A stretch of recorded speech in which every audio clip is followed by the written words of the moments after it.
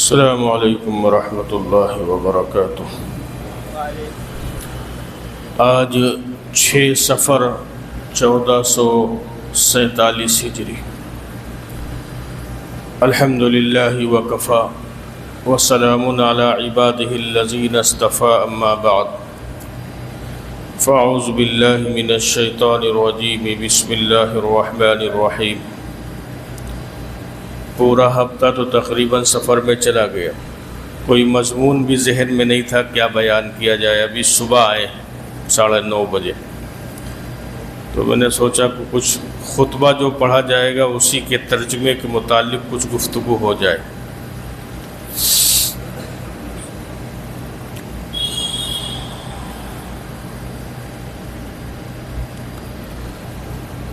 رسول اللہ صلی اللہ علیہ وسلم نے ارشاد فرمایا کہ اسلام کی بنیاد اور اسلام کے 5 ارکان ہیں اور 5 رکن ہیں جن پر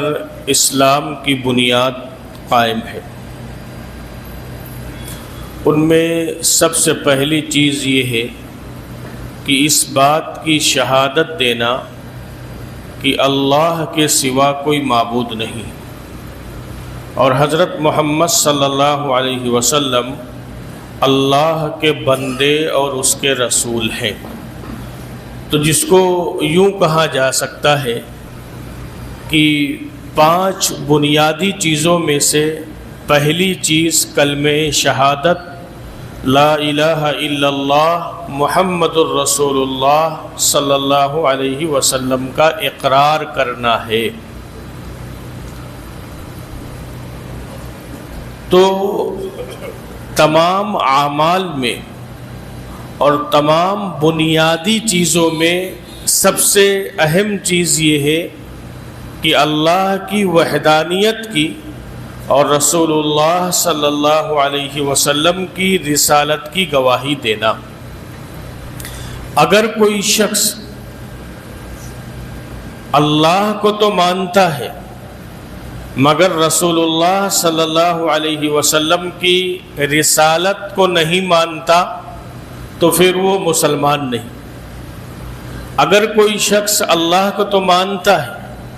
لیکن حضرت محمد صلی اللہ علیہ وسلم کو اللہ کا رسول نہیں مانتا تو وہ مسلمان نہیں۔ اسی طریقے سے اگر کوئی شخص اللہ کو تو مانتا ہے، حضرت محمد صلی اللہ علیہ وسلم کو اللہ کا رسول بھی مانتا ہے، لیکن اگر ان کو آخری رسول نہیں مانتا تو وہ مسلمان نہیں۔ تو گویا اسلام میں باقی رہنے کے لیے اور اسلام پر قائم رہنے کے لیے ایک اللہ کو ماننا ہے اور ایک اللہ کو ماننے کے ساتھ ساتھ رسول اللہ صلی اللہ علیہ وسلم کو اللہ کا نبی ماننا ہے، اور صرف اللہ کا نبی اور رسول نہیں ماننا ہے بلکہ اللہ کا آخری نبی اور آخری رسول ماننا ہے۔ اور اس بات کو ماننا ہے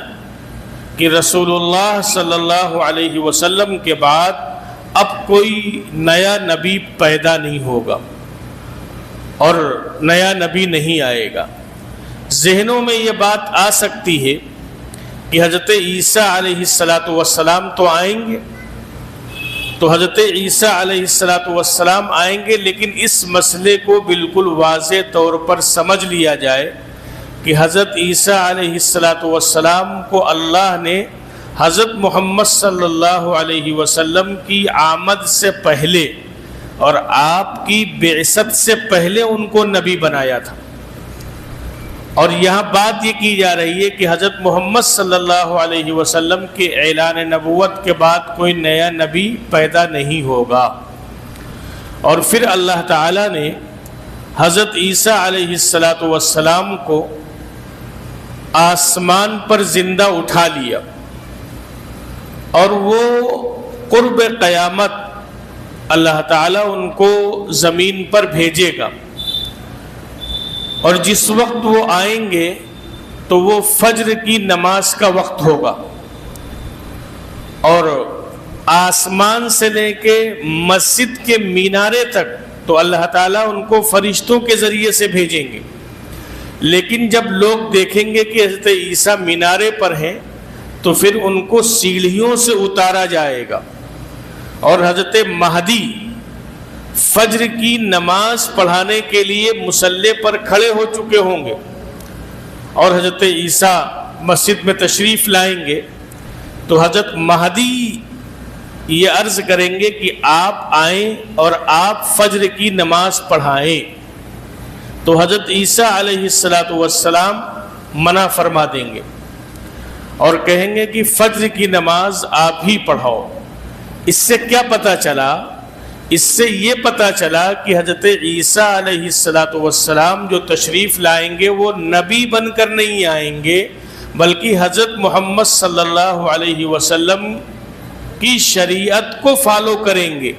اور حضرت محمد صلی اللہ علیہ وسلم کی شریعت ہی کے مطابق وہ زندگی کو جو بقیہ زندگی ان کی ہوگی وہ گزاریں گے۔ اسی طریقے سے پہلی نماز جو وہ پڑھیں گے تو امت محمدیہ کے ایک امام کے پیچھے وہ نماز پڑھیں گے، تو اس سے گویا اس مسئلے کی بھی وضاحت ہو جائے گی کہ میں اس امت کا ایک عام انسان بن کر رہوں گا۔ اور پھر اس کے بعد میں جو اور نمازیں آئیں گی تو حضرت عیسیٰ علیہ السلام بھی نماز کی امامت فرمائیں گے۔ دجال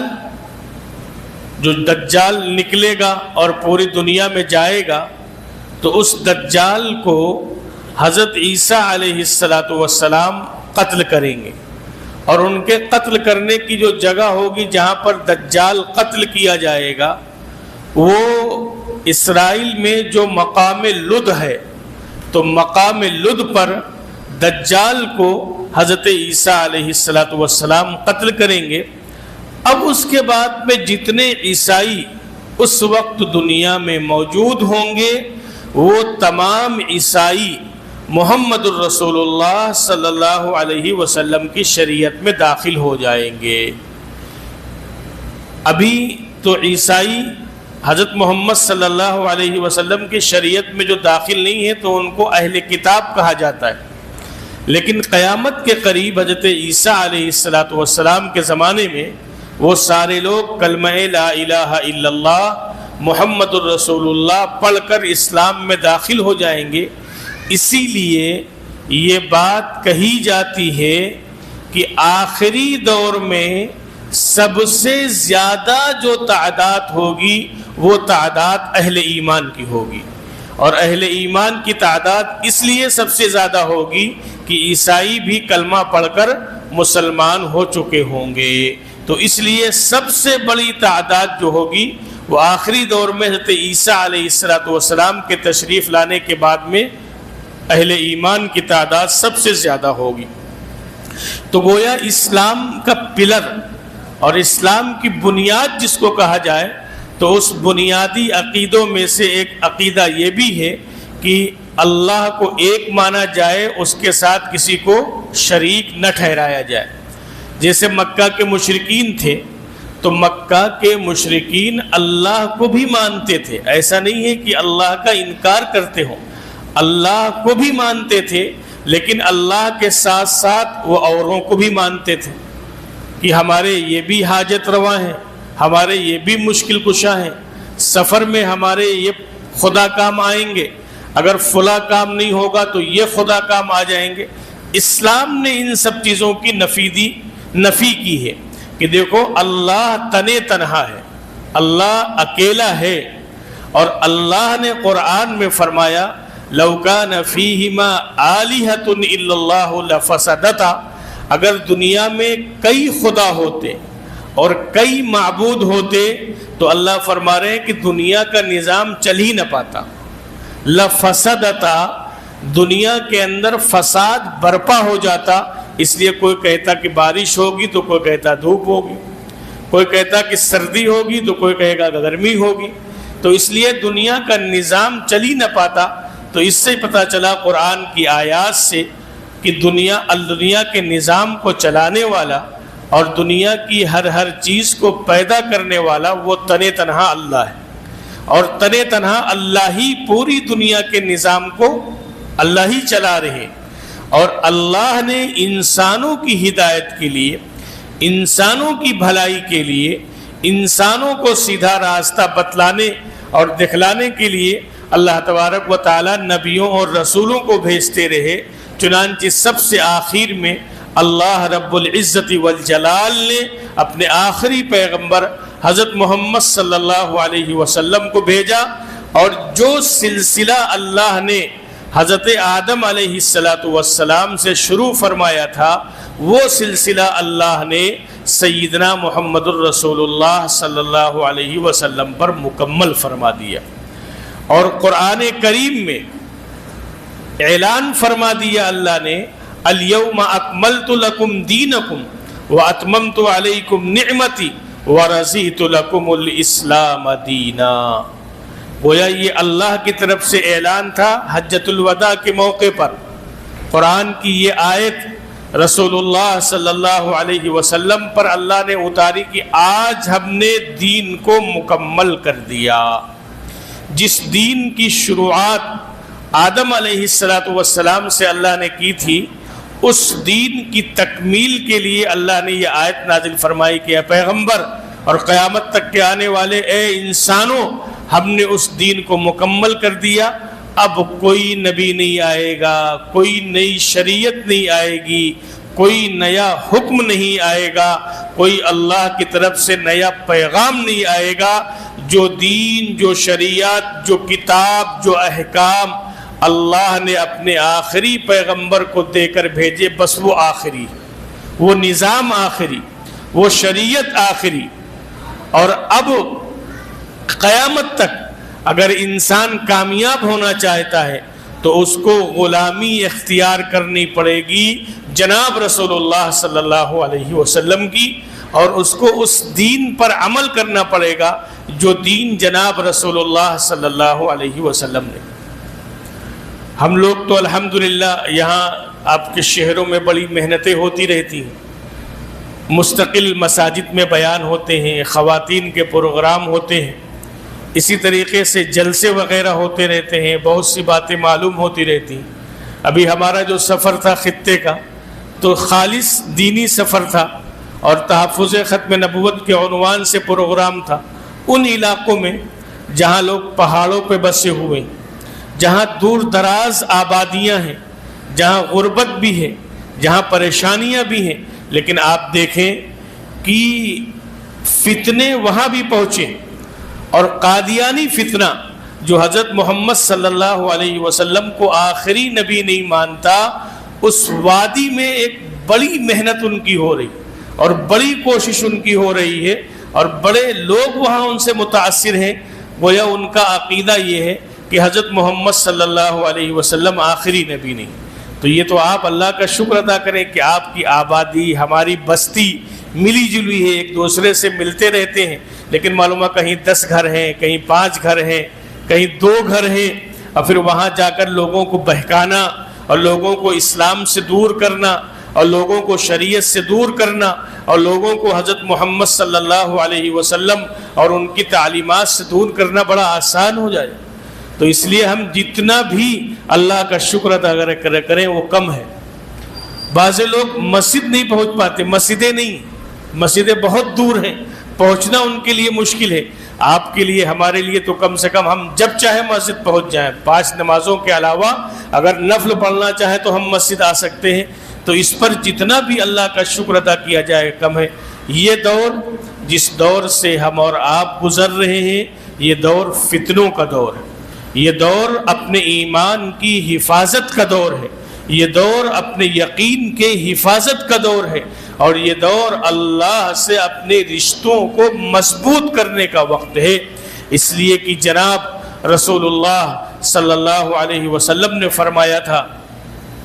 حضور علیہ السلام کا فرمان ہے کہ قیامت کے قریب فتنے زمین سے ایسے نکلیں گے جیسے موسلا دھار بارش، یا ایک مثال دی تھی جیسے ایک تسبیح ہے، تو اس تسبیح کا اگر دھاگا ٹوٹ جائے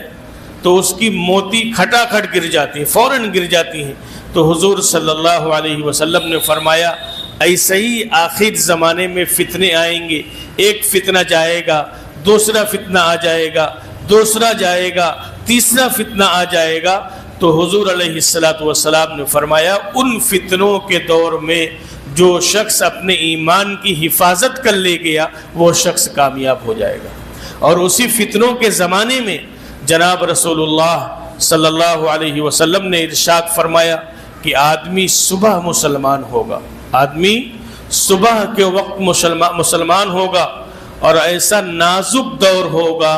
کہ شام ہوتے ہوتے وہ اسلام سے نکل چکا ہوگا۔ اسی طریقے سے جناب رسول اللہ صلی اللہ علیہ وسلم نے فرمایا کہ ایک انسان شام کو مسلمان ہوگا لیکن صبح ہوتے ہوتے وہ اسلام سے نکل چکا ہوگا اور اسلام کو چھوڑ چکا ہوگا۔ ایسے موقعوں کے بارے میں حضور صلی اللہ علیہ وسلم نے فرمایا کہ دیکھو چوکنا رہنا اور ہوشیار رہنا۔ جسے آج کے دور میں بہت سی چیزوں میں بہت سی آسانیاں ہو گئیں، کچھ دیکھنا ہو انسان موبائل پہ دیکھ لیتا ہے، گوگل مفتی صاحب کو سرچ کرتا ہے اور وہاں سے دیکھ لیتا ہے، لیکن کوئی ضروری نہیں ہے کہ جو باتیں آپ گوگل سے لے رہے ہوں وہ صحیح ہو۔ ابھی ایک عالم صاحب بیان کر رہے تھے کہ میں سفر میں تھا اور دلی سے آ رہا تھا، تو جمعے کا وقت تھا، شتابدی سے تھا، تو یہ ہوا کچھ مضمون دیکھ لوں، جمعے میں بیان کرنا ہے۔ تو وہ کہنے لگے ایک مضمون دیکھا تو مضمون بڑا اچھا تھا اور اس کو میں نے پورا پڑھا گھنٹہ 2 گھنٹے، تو کہنے لگے میں مطمئن ہو گیا کہ چلو جمعے کی تیاری ہو گئی، جمعے کا مضمون مل گیا۔ لیکن جب کہنے لگے یہ میرے ذہن میں آیا کہ یہ دیکھیں یہ مضمون لیا کہاں گیا، کہاں سے ہے، تو جب اس تحقیق میں گئے تو پتہ چلا یہ کہ مضمون قادیانیوں کی کتاب سے لیا گیا ہے۔ مضمون بڑا اچھا ہے لیکن کس سے لیا گیا؟ قادیانیوں کی کتاب سے۔ اور قادیانی کون ہیں؟ جو حضور صلی اللہ علیہ وسلم کو اللہ کا آخری نبی نہیں مانتے ہیں اور اپنے آپ کو احمدی کہتے ہیں، اپنے آپ کو احمدی کہتے ہیں، اور حضور صلی اللہ علیہ وسلم کو آخری نبی نہیں مانتے، جبکہ قرآن کہہ رہا ہے ما کان محمد ابا احد من رجالکم ولکن رسول اللہ وخاتم النبیین۔ اسی طریقے سے بہت سے لوگ اپنے بچوں کا نام رکھ لیتے ہیں گوگل پہ دیکھ کے، لیکن کبھی کبھی ایسا ہوتا ہے جب اس کی واقعی تحقیق کی جاتی ہے تو اس نام کے وہ معنی نہیں ہوتے جو گوگل صاحب بتلا رہے ہوتے ہیں۔ تو اس دور میں، جس دور میں ہم اور آپ جی رہے ہیں، تو یہ دور تو فتنوں کا دور ہے، تو اس دور میں تو ہمارا باقاعدہ رابطہ ہونا چاہیے ان لوگوں کے پاس جن کے پاس علم ہے، اور آنکھ بند کر کے ہم گوگل پر بھروسہ نہیں کر سکتے، اس لیے اس میں بھی فیڈ کیا گیا ہے نا، اس میں بھی ڈاؤن لوڈ کیا گیا ہے، تو کوئی ضروری نہیں ہے کہ جو وہ بات بتا رہا ہو وہ صحیح ہو۔ تو اس سلسلے میں بہرحال چوکنا رہنے کی ضرورت ہے، فتنوں کے دور میں ہم چل رہے ہیں۔ اسی سلسلے کو لے کر ہم لوگوں نے جمعیت علماء کی طرف سے باقاعدہ یہ مشورہ کیا گیا کہ اس دور میں صحابہ اکرام کے بارے میں لوگوں کو بدگمان کیا جا رہا ہے، اور خاص طور پر حضرت سیدنا امیر معاویہ رضی اللہ تعالیٰ عنہ کے بارے میں طرح طرح کی باتیں کی جاتی، جبکہ حضرت امیر معاویہ رضی اللہ تعالیٰ عنہ صحابی رسول ہیں، کاتب وحی ہیں، اور سیدنا عمر ابن خطاب رضی اللہ تعالیٰ عنہ نے ان کو اپنی دور خلافت میں گورنر بنایا تھا۔ اب بتلاؤ حضرت معاویہ اگر گڑبڑ آدمی ہوتے نعوذ باللہ تو حضرت عمر ابن خطاب جیسا آدمی ان کو گورنر بناتا، اور حضور صلی اللہ علیہ وسلم ان کو اس جماعت میں شامل کرتے جو جماعت قرآن کے لکھنے پر معمور تھی۔ تو حضور تو ان پر اعتماد فرما رہے ہیں حضرت معاویہ رضی اللہ تعالیٰ عنہ پر، اور حضور صلی اللہ علیہ وسلم ان کو دعائیں دے رہے ہیں، اور ایک طرف ایک طبقہ ان کے خلاف مغلظات بک رہا ہے۔ تو اس سلسلے میں یہ ہوا کہ باقاعدہ اس پر ایک پروگرام رکھا جائے، کچھ سوال جواب کی نشست رکھی جائے۔ تو ہم لوگوں نے طے کیا آج 1 تاریخ ہے، 3 تاریخ کو مغرب کی نماز کے بعد جمعیت علماء کے دفتر میں ایک پروگرام رکھا گیا ہے، جس میں ہم لوگوں نے فوکس کیا ہے کہ ہم پہلے شہر کے علماء کو بلائیں، ائمہ کو بلائیں، کچھ اور لوگ آنا چاہیں تو آ جائیں، تاکہ ان کو ہم سمجھا سکیں. جب فتنہ پھیلتا ہے اور جھوٹ اتنا بولا جاتا ہے کہ لوگ اس کو سچ سمجھنے لگتے ہیں, تو اس فتنے سے آگاہی کی جائے. ہمارے قریب لکھنؤ کے ایک بڑے عالم ہیں حضرت مولانا یحییٰ نعمانی دامت برکاتہم نے, انہوں نے باقاعدہ ایک پوری کتاب لکھی ہے حضرت معاویہ رضی اللہ تعالیٰ عنہ کی فضیلت پر, اور احادیث اور اقوال صحابہ کو بہت مضبوطی کے ساتھ اس میں نقل کیا ہے. میرے بھی ذہن میں تھا کہ انشاءاللہ میں کوشش کروں گا کہ وہ کتاب باقاعدہ چاہے 2 4 10 جمعے وہ مضمون چلے, لیکن آپ کو سبقاً پڑھ کو سنایا جائے,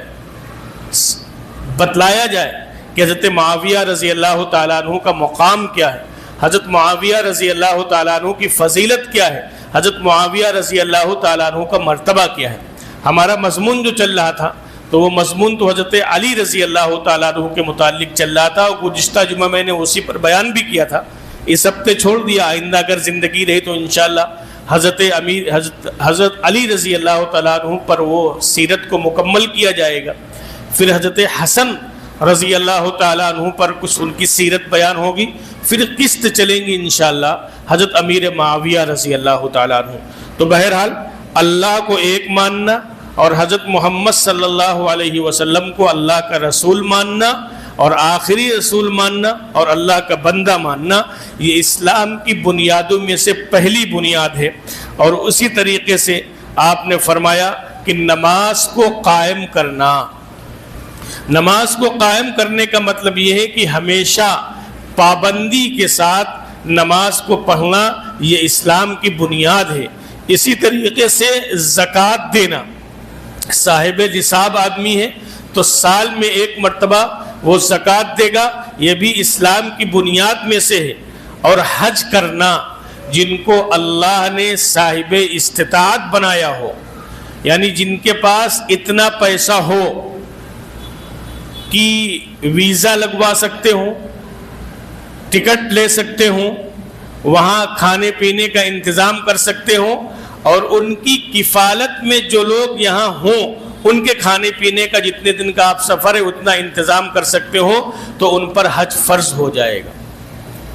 اب اگر کسی نے لڑکی کی شادی کے لیے پیسے اکٹھا کیے, ابھی شادی نہیں ہوئی لیکن حج کا زمانہ آیا تو حج فرض ہو جائے گا. کسی نے مکان بنانے کے لیے پیسے اکٹھا کیے ہیں, ابھی اس کی تعمیر نہیں شروع کی ہے, حج کے ایام آگے, اس پر اتنا پیسہ تھا تو اس پر حج فرض ہو چکا ہے. اور حج فرض ہو چکا ہے, اور اگر انسان حج نہ کرے تو رسول اللہ صلی اللہ علیہ وسلم کی اس پر سخت وعید ہے. حضور نے فرمایا جو باوجود صاحب استطاعت ہونے کے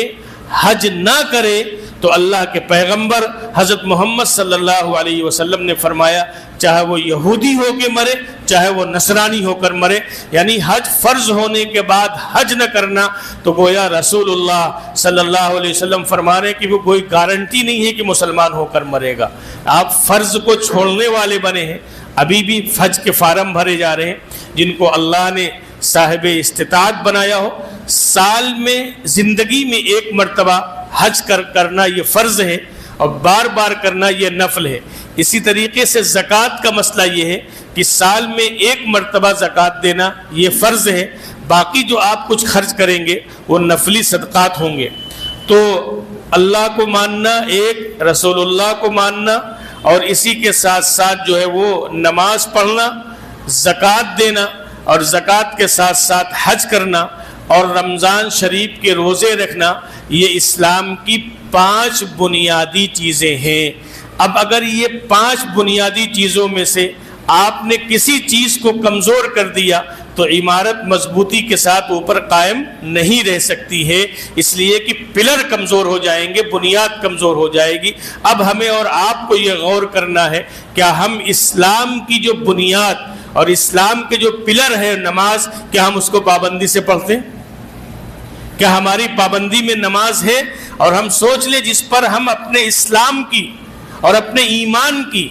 اور اپنے دین کی عمارت کھڑی کر رہے ہیں, اگر اس کی بنیاد کمزور ہوگی تو عمارت کیسے مضبوط باقی رہے گی؟ تو اس لیے پابندی کے ساتھ فرض نماز کو ادا کرنا ہے. اسی طریقے سے اللہ نے استعداد دی ہو تو زکوٰۃ دینا ہے، اللہ نے صاحب حیثیت بنایا ہو تو حج کرنا ہے، سال میں 1 مہینے کے روزے اللہ تعالیٰ نے فرض فرمائے کہ یہ اسلام کی بنیاد ہے، ان میں کسی طرح کی کوئی گنجائش نہیں ہے، ہر حال میں آپ کو ان کو ادا ہی کرنا ہے۔ آپ دیکھیں نماز کے متعلق کتنے سخت احکام ہیں۔ وضو نہیں کر سکتے ہو تیمم کرو، ناپاک ہو گئے ہو، بیماری کی حالت میں ہو، ڈاکٹر نے غسل کرنے کو منع کیا ہے، تیمم کرو۔ کھڑے ہو کر نماز نہیں پڑھ سکتے ہو، بیٹھ کر نماز پڑھو۔ بیٹھ کر نماز نہیں پڑھ سکتے ہو، لیٹ کر نماز پڑھو۔ لیٹ کر نہیں پڑھ سکتے ہو، ہاتھ پیر ہلا کے اشارے سے نماز پڑھو۔ لیکن نماز ہر حال میں فرض ہے، یہ اللہ کے پیغمبر صلی اللہ علیہ وسلم نے بتلا دیا۔ اور آپ کا جب آخری وقت تھا، حضور کے دنیا سے تشریف لے جانے کا وہ جب وقت تھا، آپ نے دیکھا کہ صحابہ کرام مسجد نبوی میں تشریف فرما ہیں، تو آپ نماز کے لیے اس حال میں اپنے حجرے سے نکلے ہیں کہ حضرت علی رضی اللہ تعالیٰ عنہ کے ایک کندھے پر آپ کا ایک ہاتھ مبارک تھا، حضرت عباس رضی اللہ تعالیٰ عنہ کے کندھے پر ایک ہاتھ تھا، اور آپ کے پیر مبارک زمین پر گھسٹ رہے تھے، لیکن جناب رسول اللہ صلی اللہ علیہ وسلم اس حال میں مسجد تشریف لے گئے۔ کیا پتہ چلا؟ حضور کا یہ عمل بتلا رہا ہے کہ اگر تم 2 سہارے کے آدمیوں سے مسجد میں آ سکتے ہو اور نماز پڑھ سکتے ہو تو مسجد میں آ کر نماز ادا کرو۔ اور ہمارے یہاں بیمار کی خیر خواہی یہ سمجھی جاتی ہے، ذرا سا بخار آ جائے، ذرا سا پیر میں ہاتھ میں کوئی تکلیف ہو جائے تو ہمارے لیٹر ہو ٹھیک ہے، جب تھوڑا سا فائدہ ہو جائے گا تو نماز پڑھ لینا۔ گویا ذرا سی بیماری میں سب سے پہلی جو چیز چھوڑی جاتی ہے وہ نماز چھوڑ دی جاتی ہے۔ اور سرکار دو عالم صلی اللہ علیہ وسلم کا عمل یہ ہے کہ 2 آدمیوں کے سہارے سے مسجد تشریف لا رہے، تو یہ طے کریں، ہم بھی طے کریں، آپ بھی طے کریں کہ اسلام کی جو بنیاد ہے ان بنیادوں میں سے نماز سب سے اہم اور محتم بالشان عمل ہے۔ آپ اور ہم طے کریں کہ انشاءاللہ کسی حال میں بھی اس کو نہیں چھوڑیں گے اور جماعت سے پڑھنے کا اہتمام کریں گے۔ اللہ تعالی ہم سب کو عمل